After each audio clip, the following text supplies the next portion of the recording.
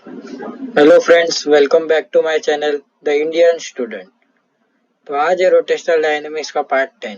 तो अगर आपको ये पार्ट 10 पसंद आता है तो इसको लाइक करना, शेयर करना और सब्सक्राइब भी कर देना और कमेंट करना कि मुझसे क्या गलती हुई है ताकि मैं वो गलती ना दोहराऊं। और हाँ, अगर आपने मुझे इंस्टाग्राम में अभी तक फॉलो नहीं किया तो फॉलो कर लीजिए। और टेलीग्राम का तो मैं कुछ बोलूंगा नहीं क्योंकि टेलीग्राम को आपको ज्वाइन होना ही है, क्योंकि मैं टेलीग्राम में सब आपको स्लाइड्स की पीडीएफ प्रोवाइड करता हूँ। तो चलो आज का लेक्चर स्टार्ट करते हैं। तो आज जो है ये एक नए टॉपिक से स्टार्ट होगा जिससे सर्कुलर मोशन एक पूरा टॉपिक है। वैसे अब ये रोटेशनल मोशन एक बड़ा टॉपिक है। तो एक बड़ा टॉपिक हमने पूरा कर लिया, अब दूसरे टॉपिक पे आ रहे हैं हम। तो वो है हमारा रोटेशनल मोशन। पहले हमने सर्कुलर मोशन के बारे में देखा था पूरा, जो भी था, मतलब horizontal circular road, wall of banking of road, sorry, wall of death, फिर स्पीयर ऑफ डेथ, वो सब जो थे वो सर्कल के बेस पे थे। अभी हम रोटेट यानी रोटेशनल मोशन करेंगे। तो रोटेशनल मोशन कैसे होता है, तुमको ये चीज देखेंगे कि कोई भी ऐसा एक ऑब्जेक्ट रहेगा और इस ऑब्जेक्ट पे एक एक्सिस रहेंगी। यानी रोटेशनल मोशन कब होता है, जब ऑब्जेक्ट एक्सिस के अलावा रोटेट कर रहे हो, जब भी रोटेशनल मोशन होता है। कब होता है रोटेशनल मोशन, जब ऑब्जेक्ट एक्सिस के अलावा रोटेट कर रहे हो, यानी एक्सिस रहनी चाहिए। यानी इसको एक्सिस बोलते थे वो, इसको ये लाइन को एक्सिस बोलते हैं हम। और अगर किसको पूरा बोलना है तो इसको एक्सिस ऑफ रोटेशन बोलते हैं, पूरा नाम इसका। तो अभी रोटेशनल मोशन चालू किया है, तो ये तो बस अभी इंट्रोडक्शन लेक्चर होगा। देखो इंट्रोडक्शन, नेक्स्ट इसमें बढ़ते। तो अभी हम क्या सीखेंगे, सम एनालॉगस क्वांटिटी। अब ये पहले भी पढ़ चुके हैं सम एनालॉगस क्वांटिटी। अगर मेरा आपने रोटेशनल डायनेमिक्स पार्ट 2 नहीं देखा है तो जल्दी देख लीजिए, उसमें मैंने एनालॉगस क्वांटिटी बताया क्या होता है एनालॉगस क्वांटिटी। तो जल्दी से मेरा पार्ट 2 देख लीजिए। तो अभी तो मैं स्टार्ट करता हूँ। ये देखो, अगर नहीं भी देखा तो भी थोड़ा यहाँ पे समझ जाएगा कि मैंने बोला था कि ये जो v है, v इसको बोलते थे हम एंगुलर वेलोसिटी। तो हम सर्कुलर मोशन या एंगुलर के अंदर हम एंगुलर वेलोसिटी यूज करते थे।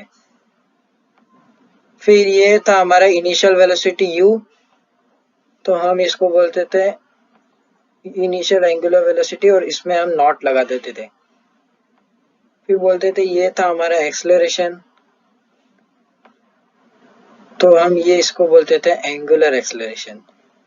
यानी एंगुलर मतलब ये एनालॉगस है, मतलब सेम क्वांटिटी काम करती है। इसका फॉर्मूला भी देखा था, v is equal to u plus at था। तो क्या आया था, omega is equal to omega naught plus alpha t. ये बताएंगे अभी आगे ही उसके। तो देखो, ये हम लीनियर मोशन में डिस्प्लेसमेंट s यूज करते थे, तो हम ऐसे ही एंगुलर इसके अंदर थीटा यूज करेंगे, एंगुलर डिस्प्लेसमेंट। यानी हम s के जगह थीटा यूज करते थे, a के जगह अल्फा यूज करते थे, u के जगह ओमेगा नॉट और v के जगह ओमेगा। ये हम कुछ एनालॉगस क्वांटिटी पढ़ चुके थे पार्ट 2 के अंदर ही। लेकिन अब हमको बहुत सारे एनालॉगस पढ़ना है, जैसे कि अभी मास, अभी एक नया आएगा हमको मास। ये तो नया नहीं है मास, पर मास के जगह हमको ये यूज करना है आई। अब ये आई क्या होता है, तो आई होता है मोमेंट ऑफ इनर्शिया, वो भी बताएंगे। बस अभी याद कर लो कि मास के जगह अब हम क्या यूज करेंगे, मोमेंट ऑफ इनर्शिया आई। फिर इसके बाद हम यूज करेंगे फोर्स का, यानी लीनियर मोशन में हम क्या बोलते हैं, फोर्स। तो वही रोटेशनल मोशन में हम क्या बोलेंगे इसको, टॉर्क। ये टॉर्क पढ़ा होगा अपने क्लास 11th के, अगर नहीं भी पढ़ा तो मैं उसका पेज नंबर दे देता, पेज नंबर 64, क्लास 11 फिजिक्स की बुक, चेक कर लो। तो ये था टॉर्क। फिर हम इसके जगह और बहुत सारे यूज करने वाले थे। फिर मोमेंटम पढ़ा है, लिए ये रहता था हमारा लीनियर मोमेंटम। तो हम रोटेशनल के इसमें हम यूज करेंगे रोटेशनल मोमेंटम, ये एंगुलर मोमेंटम को p यूज करेंगे अभी हम। यानी हमको सब ऐसा अलग अलग बताना है। समझो ये वेलोसिटी है तो ये एंगुलर वेलोसिटी। यानी ये एनालॉगस क्वांटिटी क्या होती है, ऐसी क्वांटिटी जो सेम ही काम करती है दोनों चीज में, जैसे लीनियर मोशन में v ये काम करता है तो रोटेशन मोशन में ओमेगा। ये बस हमको उसके नोटेशन अलग अलग है बस, बाकी काम सेम ही करना है। ये फोर्स हो गया, और कौन कौन सा बच गया हमारा, और शायद कोई बचा नहीं। तो वैसे ही अपने को लगाते जाना है। ये देखो v के जगह हम ओमेगा यूज करेंगे, u के जगह ओमेगा नॉट, a के जगह अल्फा, s के जगह थीटा, और ये तो बताए थे, ये इतना तो बता दिया था मैंने। पर अभी और भी एनालॉगस क्वांटिटी है, वो है मास। m के जगह यूज करेंगे हम I, f के जगह टॉर्क यानी t, और l के जगह p यानी लीनियर मोमेंटम के जगह एंगुलर मोमेंटम p। इसका सिंबल है एंगुलर मोमेंटम का, ये p। चलो देखते भी।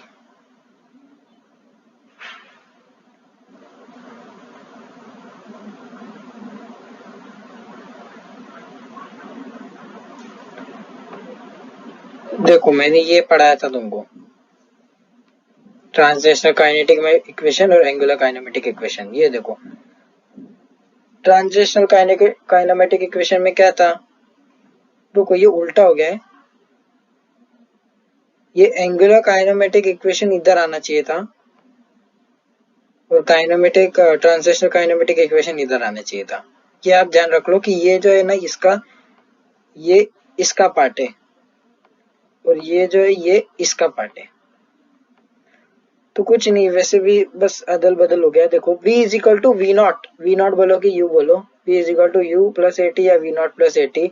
तो सेम ये देखो ओमेगा, v के जगह क्या है, ये v है, इसके जगह क्या था ओमेगा, u है, u के जगह क्या है ओमेगा नॉट, वही बोला मैंने, और a के जगह क्या है अल्फा, और t तो टीच रहेगा, टी रोटेशनल मोशन में भी टी है और ट्रांजिशन मोशन में भी टी। तो वैसे ही हमको एनालॉगस क्वांटिटी यूज करनी है, मास के जगह moment of inertia I, force के जगह टॉर्क, और लीनियर मोमेंटम के जगह एंगुलर मोमेंटम। लीनियर मोमेंटम का सिंबल एल और एंगुलर मोमेंटम का पी, ये याद रख लो बस। तो नेक्स्ट बढ़ते हैं, अभी देखो प्रीवियस कंसेप्ट पहले तो प्रीवियस कंसेप्ट क्या क्या थे। सबसे पहला रिजिड बॉडी, ये रिजिड बॉडी पहले भी पढ़ा चुके हैं 11th में, पर किसको नहीं मालूम तो देख लो। अ रिजिड बॉडी क्या है, a body in which the distance between any two point is same is called as rigid body. इसका मतलब क्या है, समझो ये कोई भी एक बॉडी है, ये बॉडी का मैं एक ये पॉइंट और ये पॉइंट मार्क कर लेता, इस पॉइंट को मैं नाम दे देता ए, और इस पॉइंट को नाम दे देता मैं बी। अब इसको ये अभी रेस्ट पे, हाँ अब इसको क्या किया मैंने मोशन में, यानी इसको मैंने कुछ भी किया, फेंका, थोड़ा रोल किया, कुछ भी किया, फिर उसके बाद मैंने वापस से इसको देखा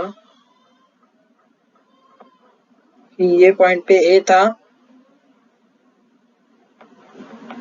और ये पॉइंट पे बी था, वही।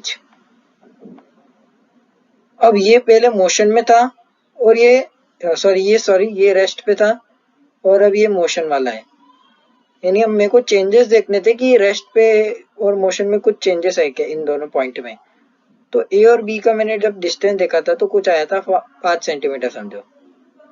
तो जब मैंने मोशन में भी कराया तो भी इसका डिस्टेंस क्या आया 5 सेंटीमीटर।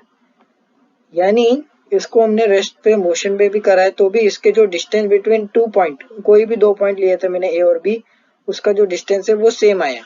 यानी अब मैं बोल सकता हूँ कि ये रिजिड बॉडी है।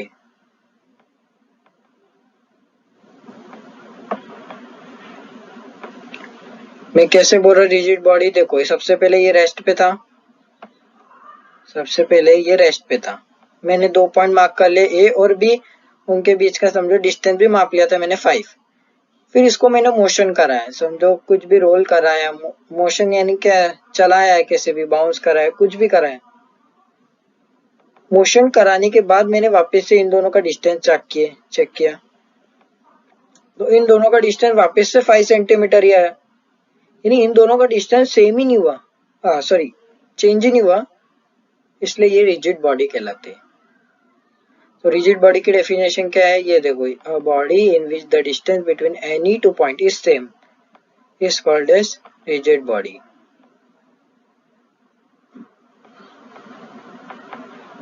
ये था रिजिड बॉडी। पर अभी बताता हूँ उसमें ट्विस्ट क्या है रिजिड बॉडी में भी, कि ये जो डेफिनेशन है, नहीं सबसे पहले मैं ये बताता हूँ कि रिजिड बॉडी असल में है ही नहीं। हम रिजिड बॉडी एक आइडियल कंडीशन है।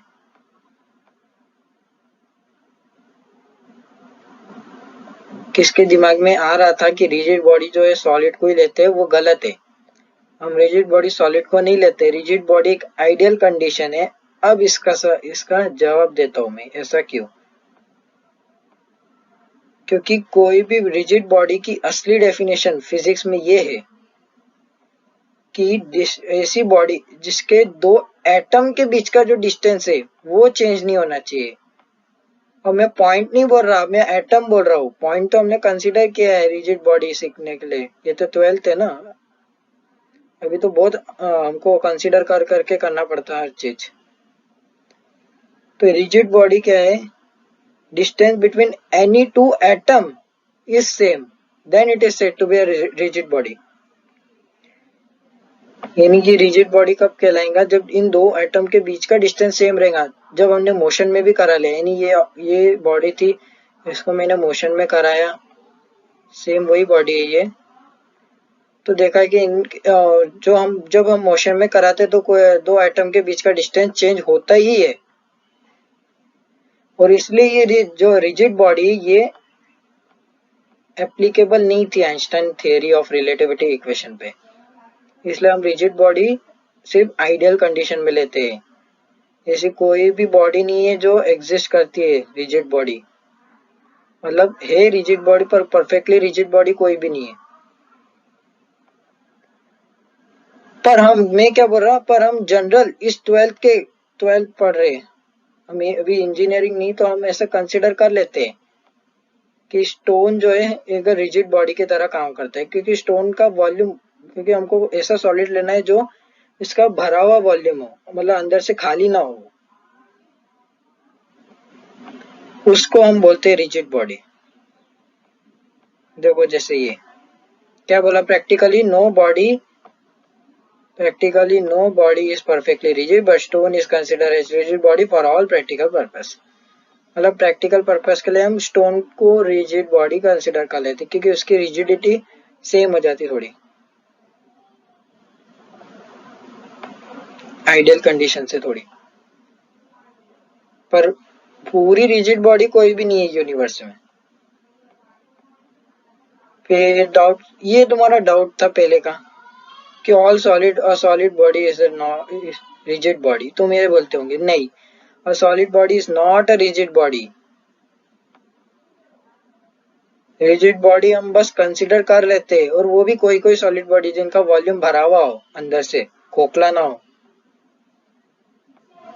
तो मैं ये रिजिड बॉडी कर रहा हूँ कब का, रोटेशनल मोशन में, तो ये क्या है क्या उसमें?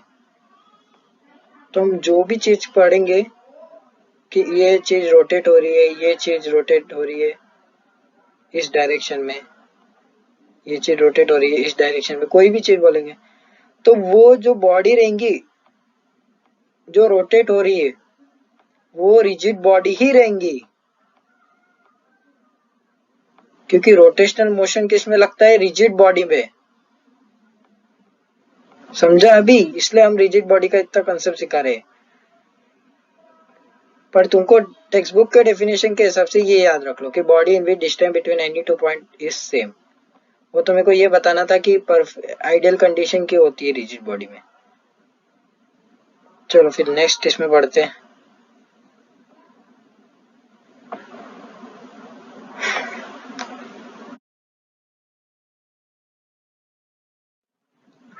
अब सीखेंगे हम टॉर्क। प्रीवियस कंसेप्ट है ये भी टॉर्क, क्लास 11th बुक मैंने वही बोला, पेज नंबर 64 चेक कर लो। टॉर्क क्या है ये देखो, the ability of the force to rotate a body और produce the rotation motion is called as torque. चलो ठीक है, इसको डेफिनेशन थोड़ी देर के लिए भूल जाओ, ये मैं जो बताता हूँ वो करो। फोर्स क्या होता है? फोर्स क्या होता है?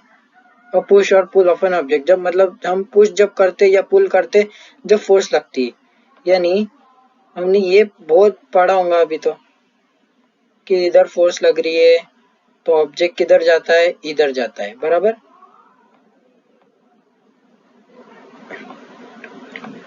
जब कोई ऑब्जेक्ट इधर है और उस पे फोर्स इधर लग रही है तो ऑब्जेक्ट किधर जाता है, इधर जाता। तो ये कोई ऑब्जेक्ट है, इस पे फोर्स इधर लग रही है नीचे की तरफ, तो ऑब्जेक्ट कहाँ चलता ही नहीं, क्योंकि समझो यहाँ जमीन है तो वहीं रह जाता। अगर ये कोई ऑब्जेक्ट है, इस पे फोर्स ऊपर की तरफ लग रही है तो ये ऊपर की तरफ मूव होने लग जाता है, यानी उड़ जाता हवा में थोड़ी देर के लिए। यानी इसका मतलब क्या है कि हमने जो भी पढ़ा है 8, 9, 10, 11 के अंदर, वो क्या पढ़ा है? फोर्स। और वो हमने फोर्स का सिर्फ ये डायरेक्शन देखे, एक इधर लगने वाले, एक इधर लगने वाले, एक इधर लगने वाले और एक इधर। हाँ वो होते हैं, ये फोर्स भी देखे होंगे अपन, उसको रिजॉल्व कर लेते हैं F cos F sine theta से। पर मैं इसकी बात नहीं कर रहा, अभी इसकी बात कर रहा हूँ। चार डायरेक्शन पे हमेशा लगते हैं हम रिजॉल्व करने के बाद भी। कभी तुमको ऐसा कोई केस दिखा है कि ये बॉक्स है और तुमको कोई ऐसा सवाल बोला है कि इसका ऐसा फोर्स कैसा लगेगा, या किसने तुमको बोला है कि इसको ऐसा फोर्स लगाए तो कैसा दिखेगा, कितना कितना फोर्स ऐसा लगाना पड़ेगा हमको, ऐसा मतलब पता किसने? नहीं, हमको सिर्फ ऐसा बताया है, ये जैसा मैंने बोला, ये हमको सिर्फ ऐसा बताया है कि ऐसी फोर्स लगती है। तो ये जो है ये जो फोर्स है जो लगती है ऐसी घुमाने में, तो ये भी ये फोर्स ही है, पर हम इसको टॉर्क का नाम देते हैं। तो टॉर्क क्या है? जब भी सुनो, अब डेफिनेशन है, टॉर्क क्या है? जब भी कोई भी ऑब्जेक्ट रोटेट कर रहा हो, यानी जब भी हमने कोई फोर्स लगाई और वो फोर्स से ऑब्जेक्ट रोटेट करने लग जाए, तो वो फोर्स नहीं है, टॉर्क है। समझा नहीं क्या? समझो ये एक सीसॉ है, सीसॉ वाला केस देख लो। ये अभी स्टेबल इक्विलिब्रियम पे, बराबर। ये कुछ ऐसा ऐसा मूव करता है तो इसकी एक्सिस समझो ये परपेंडिकुलर है जो तुम्हारी तरफ आ रही है, ये मतलब मोबाइल से बाहर निकल के तुम्हारी तरफ है ये, उसकी एक्सिस। इस पे मैंने ये फोर्स लगाया F, बराबर। अब फोर्स कैसा लगाया हमने? F।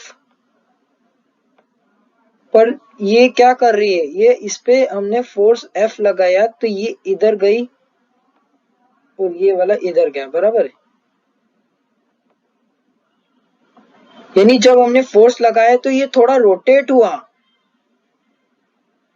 तो रोटेट हुआ यानी क्या है, तो ये फोर्स तो लगी पर इसके साथ टॉर्क भी लगा। यानी कहने का मतलब ये है कि जब भी कोई ऑब्जेक्ट पे फोर्स लगती हो और वो फोर्स ऑब्जेक्ट को रोटेट करा देती हो तो उसे हम टॉर्क बोलते हैं। तो टॉर्क क्या है अभी समझ गए डेफिनेशन। एक एबिलिटी है फोर्स की टू प्रोड्यूस रोटेशनल मोशन और टू रोटेट अ बॉडी।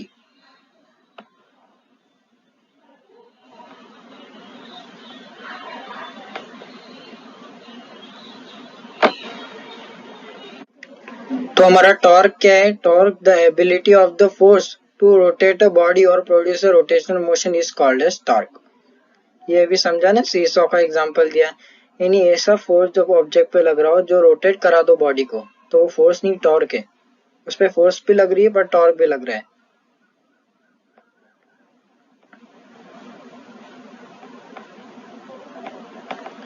चलो अभी नेक्स्ट इसमें देखते हैं, नेक्स्ट देखते क्या है।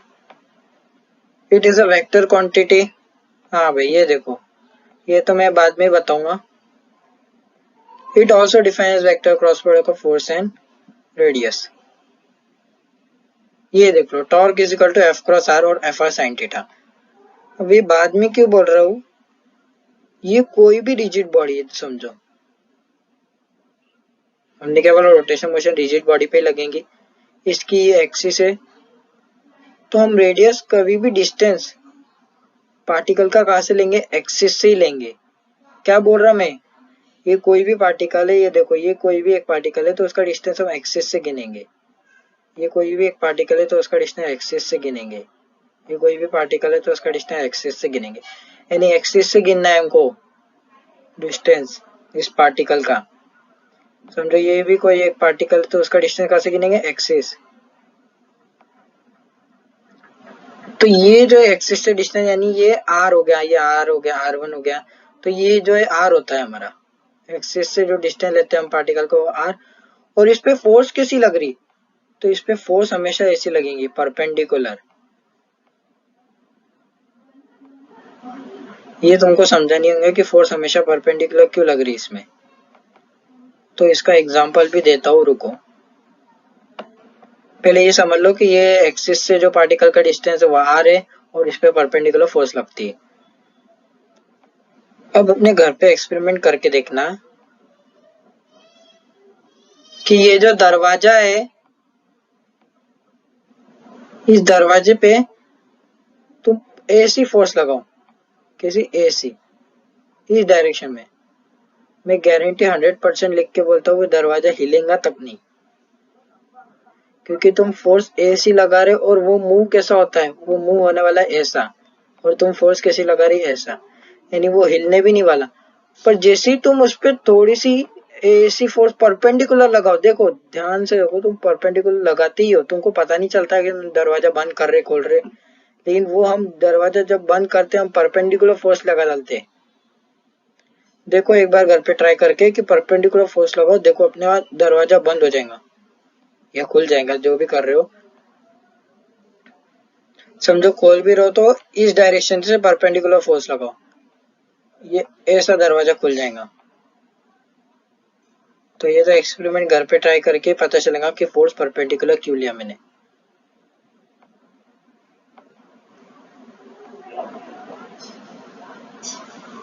तो ये था टॉर्क।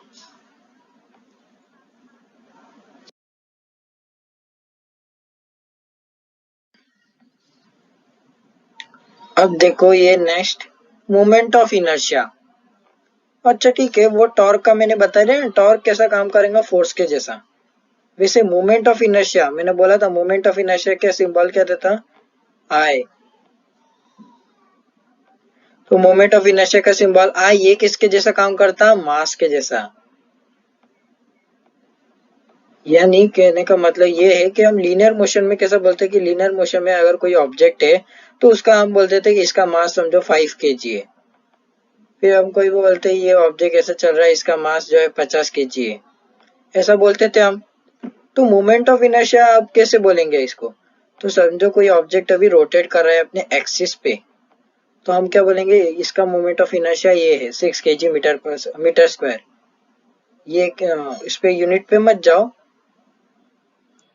बस जो मैं समझा रहा हूँ वो समझ। जैसे हम मास में कैसे बोलते थे 50 kg, 10 kg, 20 kg, 30 kg, वैसे हम इसमें भी बोलेंगे कि जब कोई ऑब्जेक्ट रोटेट कर रहा है तो उसका कुछ ना कुछ मोमेंट ऑफ इनर्शिया होता है। और वो मोमेंट ऑफ इनर्शिया कैसे करते हैं, 6 kg metre square, 7 kg metre square, unit बताऊंगा मैं इसका। अभी बस ये देख लो, यानी इसको भी हम ऐसा गिनते हैं कि जब कोई बॉडी एक्सिस के अलोंग रोटेट करती है तो उसका मोमेंट ऑफ इनर्शिया रहते हो, तो हम ऐसा मोमेंट ऑफ इनर्शिया गिनते हैं। समझो कोई फैन है, तुमको अचानक दिमाग में अच्छा ये फैन है तो इसका कुछ ना कुछ मोमेंट ऑफ इनर्शिया होगा, ये रोटेट कर रहा है तो इसका मोमेंट ऑफ इनर्शिया होता है। वैसे जैसे हम मास में बोलते थे कि ये ऐसा जा रहा है 50 kg का मास, कोई जा रहा है इस पे फोर्स इसे लग रही है, वैसे ही हम वो क्या बोलेंगे कि ये ऑब्जेक्ट रोटेट कर रहा है और इसका मोमेंट ऑफ इनर्शिया ये dash dash 6 kg metre square, 4 kg metre square जो भी हो XYZ kg मीटर स्क्वायर। तो ये मोमेंट ऑफ इनर्शिया रहता है। उसकी असली डेफिनेशन क्या है? Moment of inertia of the rigid body about an axis of rotation is the sum of product of mass of each particle and square of distance from the axis of rotation. जैसे मैंने बोला कि ये rigid body है, कोई भी ये rigid body समझो है ना, रोटेट कर रही है अपने एक्सिस का अलाउ। तो मोमेंट ऑफ इनर्शिया क्या होता है? प्रोडक्ट होता है किसके बीच का? मास ऑफ ईच पार्टिकल, यानी इसका मास और इसका जो डिस्टेंस है एक्सिस से, वो जो मतलब आर। अब समझो मैं कोई दूसरा पार्टिकल बोलूं, ये M2 बोल लू समझो, तो इसका जो डिस्टेंस है एक्सिस से वो अलग हो गया, यानी इसको बोलना पड़ेगा R2। यानी ये जो है M1 यानी product of mass of each particle multiply by square of distance from the axis of rotation यानी R का स्क्वायर। और उसने क्या बोला? ए इज द सम ऑफ यानी M1 R1 square plus M2 R2 square plus M3 R3 square plus M2। अब इतना कौन लिखते बैठेगा, इसलिए हम एक चीज लिख डालते हैं,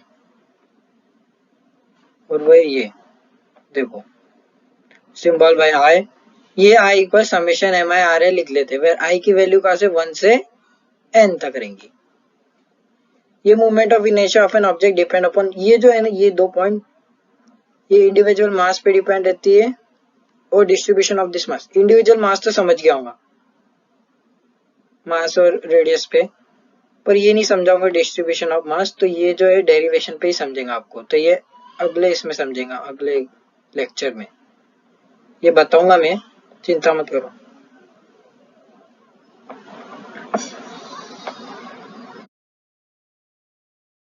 ये इधर ही खत्म करते, यानी नेक्स्ट चालू करते अभी। Derivation of rotational kinetic energy. अब सबसे पहला डेरिवेशन, और ये मेन डेरिवेशन है बोर्ड एग्जाम में पूछने वाला। ये पूछता कैसा है derivation of rotational kinetic energy को, कि prove that the rotational kinetic energy of rigid body is the sum of all transitional kinetic energy of the particle in that rigid body. मतलब प्रूफ करो कि रोटेशनल काइनेटिक एनर्जी एक rigid body की सारे सम होती है kinetic energy of particle of that rigid body. देखो फिर ये तो कंसिडर है rigid body rotating with the constant angular speed omega. क्या है? एक रिजिड बॉडी है जो ओमेगा स्पीड से घूम रही है, कांस्टेंट बोला है। यानी ये अगर रिजिड बॉडी है कोई भी, ये अगर एक कांस्टेंट स्पीड से घूम रही, यानी इसके एक्सिस घूम रही, ना कि ऑब्जेक्ट घूम रहे। अभी इसके एक्सिस जो है ओमेगा से घूम रही, तो ये ऑब्वियसली इसके ऑब्जेक्ट भी ओमेगा से घूमेंगे, क्योंकि एक्सिस सेम स्पीड से घूमेंगी। तो एक्सिस किससे अटैच है? इनसे ही अटैच है ना, तो ऑब्वियसली सारे ऑब्जेक्ट भी ओमेगा स्पीड से घूमने वाले हैं। मतलब ऑब्जेक्ट नहीं, पार्टिकल इस रिजिड बॉडी के अंदर जो है। फिर about an axis perpendicular to plane of paper. हाँ, let us consider the object to be consisting of n particle of masses. समझो बोल दिया मैंने कि रिजिड बॉडी के अंदर n पार्टिकल्स थे जिसका मास m1 m2 m3 mn तक रहेगा at respective perpendicular distance r1 r2 rn from the axis of rotation. ये तो समझ गया ना, एक्सिस ऑफ रोटेशन से डिस्टेंस r होता है, मैंने वही बोला ही समझा। एक्सिस है, ये कोई भी पार्टिकल है, m1 था समझा ये, तो इसका डिस्टेंस जो है एक्सिस से लेना है, ये r1 हो जाएगा। जरूरी नहीं R1, हमने नोटेट किया है कि M1 है तो R1 ही बोला जाए, वो अच्छा लगता है बोलने में।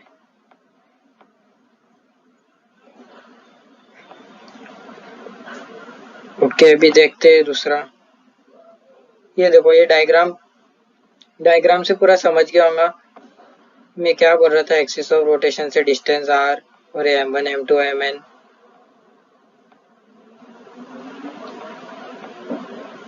देखो as the object rotate all this particle perform uniform circular motion. क्यों बोल रहा है यूनिफॉर्म सर्कुलर मोशन? याद करो, यूनिफॉर्म सर्कुलर मोशन क्यों बोल रहा? क्योंकि ओमेगा कांस्टेंट है। क्या बोला? जब ओमेगा कांस्टेंट रहता तो यूनिफॉर्म सर्कुलर मोशन करता है, बोलना मत।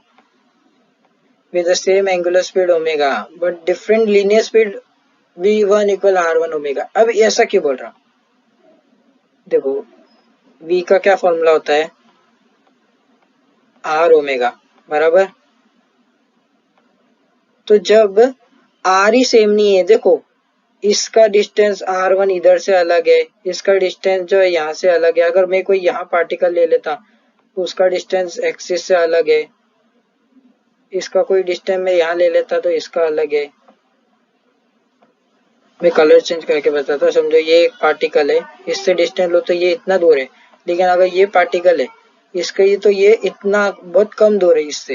यानी r1 जो है r रेडियस क्या distance of particle from the axis of rotation, ये अलग ही आ रहा है। तो ये अलग होने की वजह से हमारी लीनियर स्पीड भी अलग हो गई ऑब्जेक्ट पार्टिकल्स की, इसलिए हमने v1 लिया है, v1 v2। तो ओमेगा कांस्टेंट, लेकिन v1 लीनियर स्पीड कांस्टेंट नहीं है, v1 r1 omega v2 r2। अब ट्रांजिशन काइनेटिक एनर्जी यानी काइनेटिक एनर्जी का फॉर्मूला क्या है? Half m v square. पर फर्स्ट पार्टिकल का बोल रहे तो हाफ m1 v1 स्क्वायर। ये देखो फर्स्ट पार्टिकल का मास m1, उसकी वेलोसिटी v1, तो हाफ m1 v1 स्क्वायर। तो देखो इधर v के जगह r ओमेगा डाल दिया तो v स्क्वायर यानी r स्क्वायर ओमेगा स्क्वायर, ये कर दिया। देखो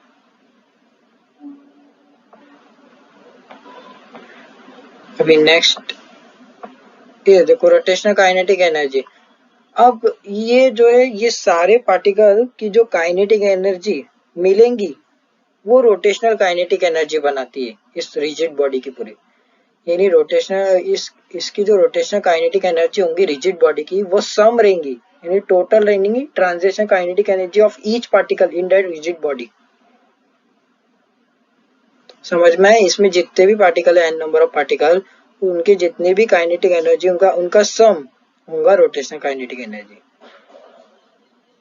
देखो ये जैसे देखो rotational kinetic energy equal this half m1 r1 omega square plus half m2 r2 omega square plus that mn omega square तक।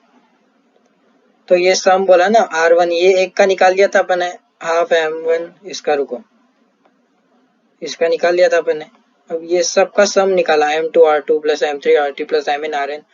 अब देखो इसमें हाफ जो है सब में कॉमन दिख रहा है और ओमेगा स्क्वायर भी सब में कॉमन दिख रहा है, बाकी ये अलग है। देखो ये m1 है, ये m2 है, ये r1 है, ये r2 है, बाकी हाफ ओमेगा स्क्वायर सब में कॉमन दिख रहा है। तो इसको क्या किया मैंने, कॉमन निकाल लिया। ये लो मैंने कॉमन निकाल लिया। अब मैंने अभी बोला कि मोमेंट ऑफ इनर्शिया क्या होता है। मोमेंट ऑफ इनर्शिया क्या होता है?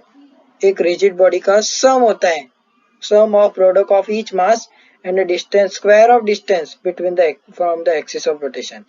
यानी मैंने बोला था m1 r1 square plus m2 r2 square plus m3 r3 square और फिर हम समेशन यूज कर डालते। यानी ये क्या है, ये m1 r1 square plus m2 r2 square plus m3 r3 square, ये कुछ पता चला ये क्या है? ये है हमारा I, मोमेंट ऑफ इनर्शिया। तो देखो मैंने क्या किया, ये इसके जगह ये इतना लिखने से अच्छा मैंने इसको I पुटअप कर लिया, तो आ गया इसका answer I omega half I omega square. अब कुछ पता चल रहा है इसका फॉर्मूला कैसा आया, हाफ I ओमेगा स्क्वायर। और वही बोल रहा था मैंने एनालॉगस क्वांटिटी क्यों सिखाई कि हम मास के जगह मोमेंट ऑफ इनर्शिया रहेगा, v के जगह ओमेगा। अब देखो काइनेटिक एनर्जी का फॉर्मूला क्या है, सादा मतलब ट्रांजिशन काइनेटिक एनर्जी, ये होता है हाफ m v स्क्वायर। अब इसका एनालॉगस कैसा रहेगा, हाफ का हाफ ही रहेगा। मैंने क्या बोला, मास के जगह मोमेंट ऑफ इनर्शिया रहेगा I, v के जगह क्या रहेगा ओमेगा और स्क्वायर का स्क्वायर।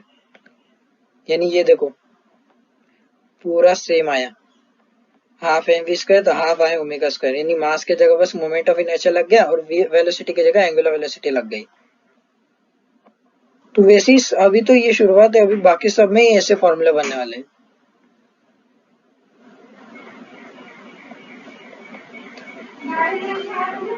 तो आज का लेक्चर मैं इधर ही खत्म करता हूँ, क्योंकि आज तो इंट्रोडक्शन था और मैंने सोचा ये भी ले लेना चाहिए। तो अगर आपको मेरा लेक्चर पसंद आया तो लाइक करना, शेयर करना और सब्सक्राइब भी करना, और कमेंट करना कि मुझसे क्या गलती हो गई है। और इंस्टाग्राम पर, और भाई प्लीज इंस्टाग्राम पे फॉलो कर लो, क्योंकि फॉलो करोगे तो ही तो मुझे सपोर्ट मिलेगा। क्योंकि आप जितना इंस्टाग्राम पे मेरे को मैसेज डालेंगे, मैं आपके सारे डाउट भी क्लियर कर दूंगा। वैसे तो मैं लाइव करने वाला हूँ, पर इंस्टाग्राम में कैसा वो जल्दी मिल जाएंगे आपको। और टेलीग्राम पे ज्वाइन नहीं हुआ तो हो जाओ। और हाँ, अगर मेरी वेबसाइट भी है, उसके अंदर से भी आप फॉलो कर सकते हैं, टेलीग्राम पे ज्वाइन हो सकते हो और सब्सक्राइब कर सकते हो चैनल को। वैसे तो मेरे को यकीन है कि आपने कर दिया होगा अभी चैनल को सब्सक्राइब। ओके, फिर मैं यही लेक्चर खत्म करता हूँ अपना। ये आए बताया था, देखो ये बस। Okay then, bye.